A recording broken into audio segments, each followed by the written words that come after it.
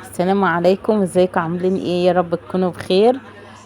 انا اشتريت بقى مانجا وعايزه افرزها كده. انا فقطعتها وخلصتها وبكيسها. عشان ايه؟ افرزها. لقينا الكيلو ب17، فجبنا ب100 جنيه. بس لقيناها حادقه شويه، قلنا نفرزها نعملها عصير. نفرزها نحطها في الفريزر ونطلع نعمل منها عصير. عندك ضيوف، عندك حد، تطلعي تعملي منها كده. انا بكيسها.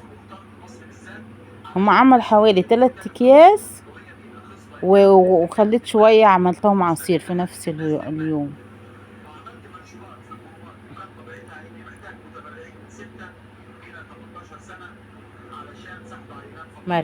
مريم بتساعدني تقول لي ساعدك ماما. او 2. دول بقى لقيت واحدة وانا بلم القش، لقيت واحدة مستخبية، خليتهم عملتهم عصير لمريم للحضانة، ودول بقى هعملهم عصير. بحط له تلج. بصراحة كان جميل، يعني حلو في العصير، كان حلو.